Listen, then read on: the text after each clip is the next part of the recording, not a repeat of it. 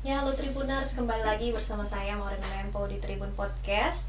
Spesial kali ini masih dalam tema kita membahas mengenai jelang pilkada yang akan diselenggarakan serentak di bulan November nanti. Dan tentunya saat ini sudah hadir bersama dengan saya Ketua KPU Kabupaten Kepulauan Talaut, Bapak Andri Sumolang. Ya. Halo Pak, apa kabar? Ya, sehat. Sehat, luar biasa. Mungkin sebelum kita bincang-bincang mengenai bagaimana persiapan dari KPU Talaut sendiri menjelang pilkada, kita boleh bahas sedikit Pak yang sudah terselenggara dan saat ini sedang ada proses apa Pak yang sedang dilaksanakan. Ya, terima kasih. Mungkin yang awal kita bahas terkait pelaksanaan pemilu yang kemarin kita sudah lewati bersama di tanggal 14 Februari tahun 2024. Proses pelaksanaan yang kita sudah laksanakan pemilu di KPU Kabupaten Kepulauan Talaut itu semua berjalan dengan baik. Sehingga setelah pelaksanaan ini selesai, untuk hasil pemilu yang kita sudah sahkan untuk Kabupaten Kepulauan Talaut itu tidak ada persoalan. Bahkan sampai dengan saat ini KPU Kabupaten Kepulauan Talaut tidak ada persoalan terkait sengketa pemilu. Ini berbanding terbalik dengan 2019 yang kita alami. Di 2019 itu kita sempat ada laporan, tetapi dengan bukti-bukti yang ada kita bisa sampaikan baik itu di MK maupun di DKPP, karena kita juga dilapor ke Dewan Kehormatan Penyelenggara Pemilu, semua itu terbantahkan dan bahkan hasilnya itu kami direhabilitasi, dikembalikan nama baik kami pada saat pelaksanaan. Di 2024 kami bersyukur juga, kami juga berterima kasih kepada teman-teman penyelenggara kami, kemudian kepada seluruh masyarakat yang ada di Talaut, bahwa kita bisa menjaga proses demokrasi yang dilaksanakan di Kabupaten Kepulauan Talaut pada saat pemilu tahun 2024 tanggal 14 Februari kemarin, sehingga tidak ada persoalan. Ya. Jadi memang juga kalau penyelenggara pemilu kemudian ada ditemukan sengketa itu bahayanya ya Pak, jadi termasuk prestasi juga kalau memang tidak ada yang menjadi sengketa begitu. Nah Pak, selain itu mungkin juga yang menjadi dinilai kesuksesan dari penyelenggaraan pemilu itu dari partisipasi masyarakat. Ya, untuk di Talaut sendiri seperti apa Pak? Tingkat partisipasi pemilih kita tahun 2024 kemarin pada saat pemilu berada di angka 81%. 81%. Jadi sudah melampaui dari target nasional 77,5. Oke Pak. Nah itu bagaimana Pak kalau dari KPU Talaut sendiri menjaga atau meningkatkan partisipasi dari masyarakat Talaut? Ya, kami kemarin pada saat pelaksanaan pemilu kami gencar untuk melaksanakan sosialisasi, memberikan pemahaman kepada pemilih bahwa proses pelaksanaan pemilu ini seperti apa, tujuan pemilu itu seperti apa, sehingga itu bisa kami rasakan bahwa tingkat partisipasi pemilih yang dilaksanakan pada tanggal 14 Februari ini naik yang cukup asik dari kemarin yang kita laksanakan pada pemilu tahun 2019. Oke Pak, kalau misalkan dibandingkan dengan pemilu 2019, Bapak juga 2 periode berarti ya? Ya, Pak? Saya periode kedua sekarang ini. Apa yang mungkin jadi perhatian atau fokus utama dari KPU Talaut sendiri? Ya. Yang pertama tentu kami sudah sampaikan bahwa harus ada pemahaman bersama terkait regulasi, ya kan? Tentu itu yang pertama. Ketika kita satu persepsi dalam terkait regulasi itu, tentu pelaksanaan yang akan kita laksanakan di semua tahapan ini akan berjalan dengan baik. Yang kedua, tantangan-tantangan tersendiri bagi kami yang di daerah kepulauan itu pada saat pelaksanaan distribusi logistik. Betul sekali. Karena berbicara daerah kepulauan, apalagi kami yang ada di Talaut kan, yang berbatasan langsung dengan negara tetangga Filipina, cuaca yang ada di kepulauan itu tidak selamanya lautannya tenang.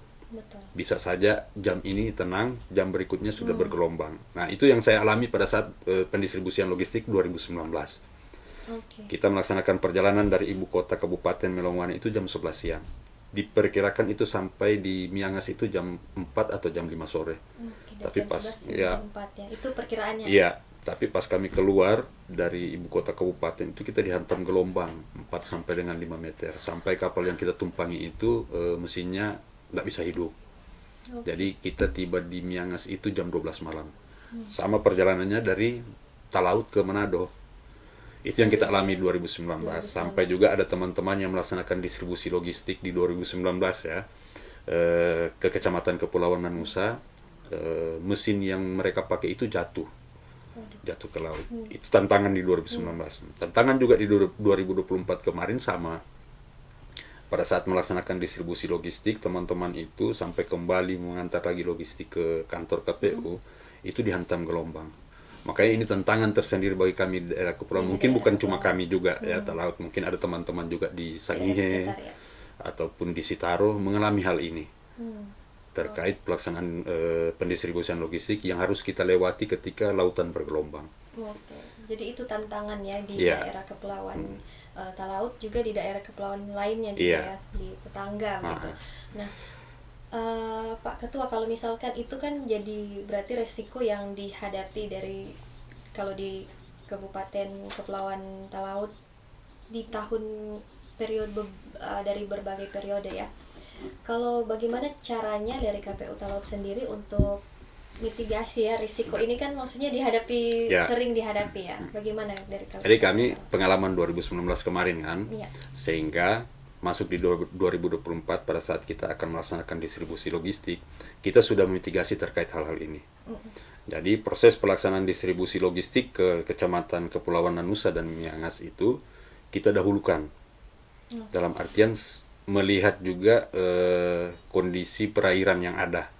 Sambil kan waktu itu kita berkoordinasi dengan TNI Angkatan Laut untuk menggunakan kapal Angkatan Laut untuk melaksanakan distribusi logistik. Tapi seperti tadi yang saya sampaikan, kita sudah mitigasi terkait hal ini, sudah berkoordinasi juga dengan TNI Angkatan Laut, bahkan kami juga berkoordinasi dengan BMKG meminta perkiraan cuaca untuk kita bisa melaksanakan distribusi logistik. Tapi memang pada saat 2024 kemarin tanggal 14 itu persiapan untuk tanggal 14 Februari, pada saat logistik ini akan bergeser dari ibu kota kabupaten Melongoane ke Miangas itu teman-teman juga dihantam gelombang. Jadi kita tidak bisa memprediksi. Sekalipun sudah ada perkiraan cuaca ya Pak. Kami tidak bisa memprediksi terkait cuaca yang ada di kepulauan ya. Oke. Nah Pak, kalau untuk dari respon masyarakat Talaut sendiri dengan proses yang sudah dilalui untuk pemilu 2024 sendiri seperti apa Pak? Mungkin juga jadi apa ya? Ya, apa saja faktor yang dapat diukur untuk keberhasilan dari pemilihan yang sudah berlangsung Pak? Ya,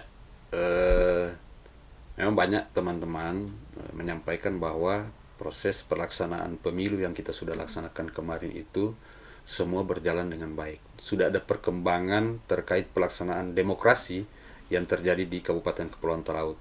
Memang kita lihat di 2019 itu ada banyak tantangan, karena begitu kami juga baru kan di KPU pada waktu itu, sehingga banyak belajar juga. Nah, masuk di 2024 kemarin bulan Februari itu belajar dari pengalaman yang sudah ada ya. Saya juga menyampaikan kepada teman-teman komisioner, kepada teman-teman sekretariat, bahkan teman-teman Badan Etok untuk melaksanakan proses tahapan pemilu ini sesuai dengan regulasi. Bahkan banyak masukan dari masyarakat ataupun dari teman-teman partai politik untuk bersama-sama bagaimana membuat proses pemilu ini ke depan lebih baik lagi. Jadi banyak masukan-masukan, dan kami berbicara dengan teman-teman semua bahwa mari sama-sama kita menjaga proses pelaksanaan demokrasi di Kabupaten Kepulauan Talaut ini supaya makin hari proses demokrasinya makin lebih baik. Memang banyak masukan ya, dari teman-teman. Oke Pak, mungkin kita akan masuk ke persiapan jelang pilkada nih Pak. Nah, kira-kira dari pelaksanaan pemilu yang sudah terlewati atau progresnya saat ini, apa yang kemudian jadi evaluasi yang nantinya juga diperbaiki di jelang pilkada ini, Pak? Oh ya, jadi dari tahap pelaksanaan pemilu yang kita sudah laksanakan, mungkin banyak yang perlu kita evaluasi, sehingga ketika kita sudah masuk dalam tahapan pilkada untuk pemilihan bupati dan wakil bupati di bulan November nanti, persoalan yang terjadi atau kendala-kendala yang terjadi pada saat pemilu ini sudah tidak akan terulang lagi pada saat pelaksanaan pilkada. Jadi banyak yang perlu kita evaluasi terkait pelaksanaan kegiatan yang sudah kita laksanakan. Mungkin ada yang baik, kita tingkatkan lagi biar lebih baik. Kalau untuk tahapan pilkada, kita kan sekarang sudah masuk dalam tahapan pilkada. Yang rencana juga hari ini kami bersama-sama dengan KPU Provinsi akan melaksanakan persiapan pelaksanaan launching pilkada serentak untuk KPU Provinsi. Nanti setelah ini akan dilaksanakan di masing-masing kabupaten kota untuk launching tersebut. Ya. Jadi kami tetap berkoordinasi dengan pimpinan kami di provinsi terkait pelaksanaan tahapan-tahapan yang harus kita laksanakan di masing-masing kabupaten kota. Baik. Oke Pak Ketua, kalau misalkan tadi kan memang sudah disinggung sedikit tidak ada perkara ya, maksudnya mengenai kalau yang diperkarakan ya untuk di KPU Talaut sendiri. Dan kalau misalkan untuk dari jenis atau maksudnya dari temuan-temuan apakah ada kecurangan atau pelanggaran yang terjadi selama pemilu kemarin Pak, apakah masih ada yang menjadi fokus dari KPU Talaut sendiri? Ya, kami bersyukur kemarin tidak ada persoalan ya. Kami berterima kasih kepada penyelenggara maupun kepada pemilih pada saat pelaksanaan hari H, semua bisa berjalan dengan baik. Kalau persoalan-persoalan administrasi, memang kemarin ada persoalan administrasi ya pada saat pencalonan itu, bahkan ada yang berproses sampai disidangkan. Ya, itu persoalan administrasi. Tapi kita menghadapi pilkada ini, kita akan melaksanakan semua itu sesuai dengan prosedur, sesuai dengan regulasi, sehingga persoalan yang kemarin saya sampaikan tadi ini tidak akan terulang lagi untuk pelaksanaan pilkada. Kita tahu kan kalau pilkada ini tendensinya sangat besar kan. Jadi ketika kita sudah bekerja sesuai dengan regulasi, tentu persoalan ini tidak akan terjadi. Dapat dihindari. Oke. Dan kalau untuk misalkan dari pengadaan logistiknya, persiapannya akan seperti apa ini Pak? Apalagi tadi mendengar cerita mengenai hal biasa ya kalau di kepulauan. Untuk logistik itu kan bagian dari teman-teman sekretariat. Nah kan, kami sudah berkoordinasi dengan teman-teman sekretariat untuk persiapan nanti logistik, dan kami juga sudah menyampaikan hasil rapat kita bahwa ketika logistik ini akan datang ke Talaut ini, usahakan masih jauh-jauh hari, karena mengingat itu ada yang harus dilaksanakan sortir kan, kita harus sortir, baru kemudian kita lipat, kemudian kita akan siapkan untuk pendistribusian. Jadi rencana kita akan distribusi, kita juga akan distribusi berkoordinasi juga dengan pemerintah daerah atau dengan stakeholder yang ada untuk melihat lagi yang tadi saya sampaikan, kondisi cuacanya kita ini, sehingga tidak ada persoalan ketika pada saat pelaksanaan pendistribusian logistik. Tentu untuk logistik kita mengutamakan pertama yang kecamatan kepulauan. Ada kecamatan Miangas, Nanusa, kemudian ada yang Damau dengan Kabaruan. Itu yang agak jauh dari ibu kota kabupaten Melongwane. Jadi itu yang akan kita dahulukan pada saat pelaksanaan pendistribusian logistik nanti. Jadi yang garis terluar ya, dari Kabupaten Kepulauan Talaut. Oke Pak, dan kalau mengenai memastikan keamanan dan ketertiban selama proses pilkada berlangsung, dari KPU Talaut sendiri bagaimana persiapannya Pak? Terkait keamanan, kami intens ya berkoordinasi dengan TNI Polri untuk bersama-sama kita mengawal, menjaga proses pelaksanaan pilkada nantinya di tanggal 27 November ini, sehingga semua bisa berjalan dengan baik. Ya, kita bisa berkacamata kejadian-kejadian yang lalu, ya kan?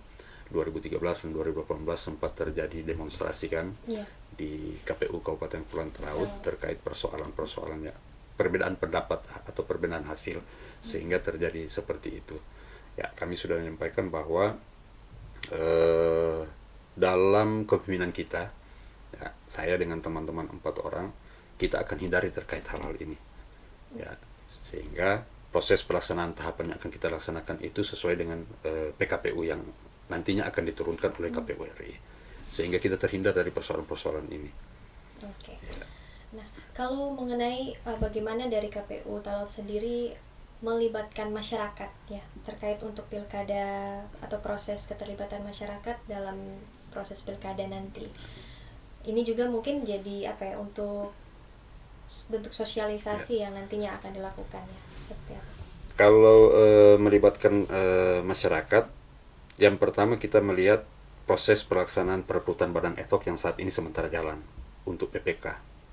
Antusias dari masyarakat itu, animo masyarakat itu sangat besar. Sangat besar ya Pak. Sampai dengan hari ini posisi kita sudah berada hampir di angka 300-an pemilih untuk Talaut, untuk mendaftar sebagai PPK. Ya. Sehingga nanti kami juga pada saat pelaksanaan perekrutan PPK ini, nanti ketika ada kecamatan-kecamatan yang belum memenuhi kuota, kita akan perpanjang lagi. Nah, di sini kita sudah bisa lihat bahwa animo masyarakat ini untuk berpartisipasi dalam pelaksanaan pilkada sangat besar. Tapi kami juga bukan hanya melihat dari sisinya itu, dalam artian pada saat perekrutan badan ad hoc, tapi pada saat pelaksanaan sosialisasi, tingkat pemilih ini untuk datang mengikuti sosialisasi itu sangat besar. Sehingga bisa kami perkirakan bahwa tingkat partisipasi pemilih nanti akan lebih tinggi daripada saat pelaksanaan pemilu. Jadi sebenarnya apa saja sih strategi dari KPU Talaut sendiri untuk meningkatkan partisipasi pemilih, Pak? Ya, kita ada namanya sosialisasi yang berbasis kecamatan dan desa kelurahan. Ya. Jadi ini yang gencar kita laksanakan. Kemudian ada namanya sosialisasi segmen. Ya kan, ada segmen komunitas, kemudian segmen perempuan, segmen keluarga, ya kan. Ini yang nantinya akan kita sisir, kita akan laksanakan sosialisasi. Karena kalau berbicara terkait partisipasi pemilih, itu tentu yang paling utama adalah bagaimana kita memberikan pemahaman terkait pemilu ataupun pilkada itu. Tujuannya seperti apa, kemudian bagaimana kita memberikan pemahaman bahwa menjadi seorang pemilih itu seperti apa. Yang perlu dihindari dari pemilih itu seperti apa, ya kan? Karena tidak bisa dipungkiri juga, ya, kita harus bersosialisasikan terkait hoax, ya kan, money politik, ya, terkait hal itu supaya pemilih ini juga dorong memahami bahwa seperti ini ternyata menjadi pemilih yang benar-benar bersih, ya. Ya, karena kita tidak bisa memungkiri kan pada saat pelaksanaan proses-proses pemilu maupun pilkada ada saja persoalan yang terjadi. Bahkan apalagi kita di Talaut sekarang, penggunaan media sosial, ya kan, sudah ada berita-berita yang tidak enak di antara, ini belum ditetapkan pasangan calonnya, tetapi sudah ada yang saling menyudutkan. Ya.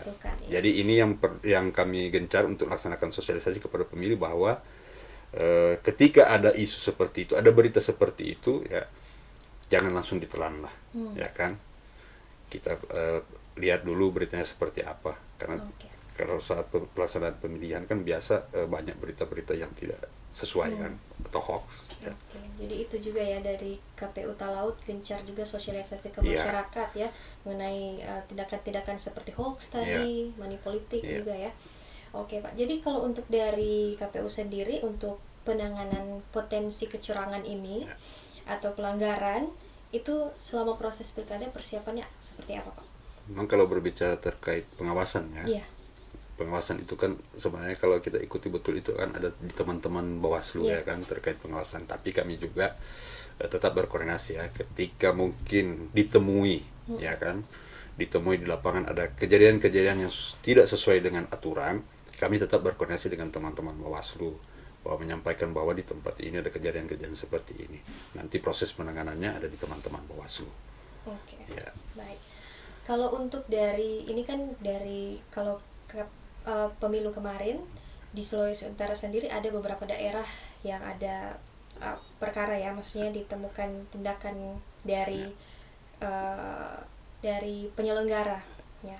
Nah, kalau dari KPU Kabupaten Kepulauan Talaut sendiri untuk menjaga transparansi dan integritas dari penyelenggara sendiri itu nantinya dalam pilkada akan seperti apa Pak? Ya. Yang pertama ketika nanti teman-teman badan ad hoc ini terpilih ya kan, kami ada BIMTEK, karena berbicara penyelenggara bukan hanya kami, bukan hanya KPU-nya, tapi sampai dengan jajaran tingkat bawah, PPK, PPS sampai dengan KPPS, bahkan juga ada PPDP yang kemarin di pemilu itu namanya Pantarli, petugas pemutahiran daftar pemilih. Kalau di pilkada namanya PPDP. Ya sama cara kerjanya. Jadi penekanan kita terkait regulasi. Dan ketika itu ada persoalan yang dilaksanakan oleh teman-teman badan ad hoc ataupun kami ya, ataupun teman-teman sekretariat, ini kami akan proses Ya, kami akan proses. Apalagi untuk badan ad hoc baik PPK, PPS, KPPS, ketika ada persoalan, KPU Kabupaten Kota sekarang sudah diberikan kewenangan untuk melaksanakan sidang pelanggaran badan ad hoc ya. Yeah. Sidang pelanggaran ini yang dilaksanakan oleh teman-teman badan ad hoc. Kemarin di 2020 kita sudah melaksanakan sidang pelanggaran administrasi kepada pelanggaran ya, kode etik kepada teman-teman PPK. Ada satu orang yang kita berhentikan karena terbukti pelanggaran kode etik. Ya, sehingga kita berhentikan. Karena itu sudah diberikan kewenangan kepada KPU Kabupaten Kota terkait hal-hal itu. Kalau kemarin kan sebelum ada aturan itu harus ke DKPP, ya kan? Tapi sekarang sudah diberikan kewenangan kepada KPU Kabupaten Kota ketika ada badan ad hoc yang melakukan pelanggaran kode etik. Ya, sehingga itu berproses. Nah, prosesnya juga itu cukup panjang. Karena yang pertama kita akan klarifikasi terlebih dahulu. Setelah hasil klarifikasi itu akan diplenokan oleh komisionernya. Apakah itu akan diputuskan di pleno atau tidak lanjut ke sidang pelanggaran kode etik untuk digali lagi terkait kejadian yang dia laksanakan atau persoalan yang dia laksanakan. Sehingga kemarin 2020 kita sudah memberhentikan satu orang PPK waktu itu karena terbukti melakukan pelanggaran kode etik. Oke, jadi sudah bisa selesaikan secara internal ya Pak.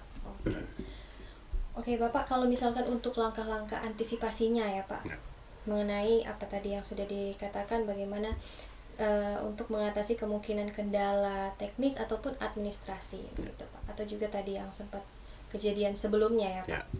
Ya.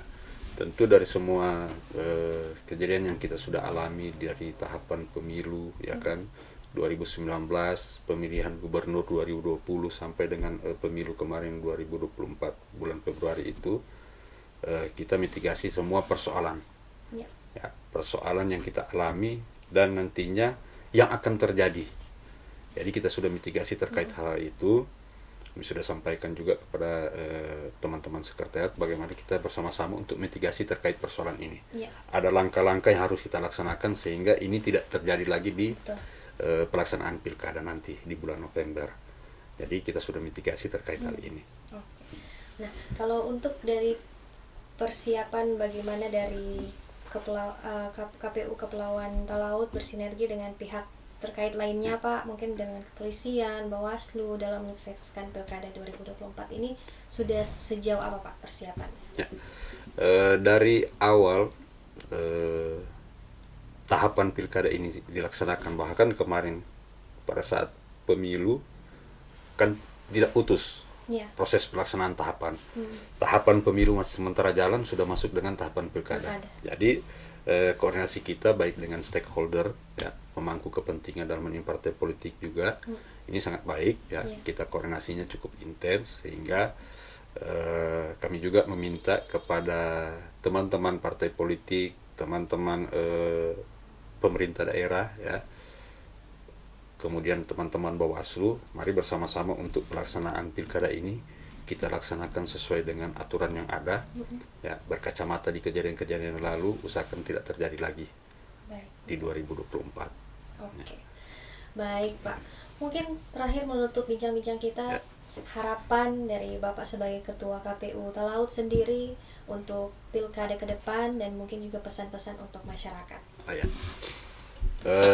Harapan kami dari KPU Kabupaten Kepulauan Talaut untuk menghadapi pemilihan kepala daerah, bupati dan wakil bupati di Kabupaten Kepulauan Talaut, kami meminta semua masyarakat yang ada di Kabupaten Kepulauan Talaut dari Tinonda sampai Napom Baru, mari bersama-sama kita mensukseskan semua tahapan ini, bukan hanya juga menjadi penyelenggara dalam hal ini badan ad hoc baik PPK, PPS maupun KPPS, tapi proses pelaksanaan pilkada yang kita akan hadapi ini, mari sama-sama kita bergandengan tangan bersama-sama dengan pemerintah, TNI, Polri ya, kita bergandengan tangan untuk melaksanakan tahapan pilkada ini sampai dengan tanggal 27 November tahun 2024 ini bersama-sama, sehingga tidak ada persoalan yang nantinya terjadi pada saat pelaksanaan pilkada nantinya.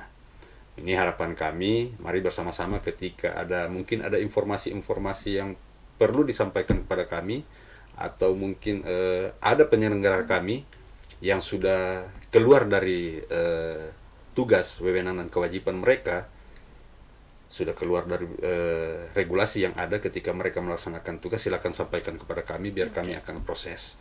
Itu mungkin harapan dari kami dari KPU Kabupaten Kepulauan Talaut. Baik, terima kasih Bapak Andri Simolang, selaku Ketua KPU Kabupaten Kepulauan Talaut yang sudah sharing dengan kita di Tribun Podcast kali ini.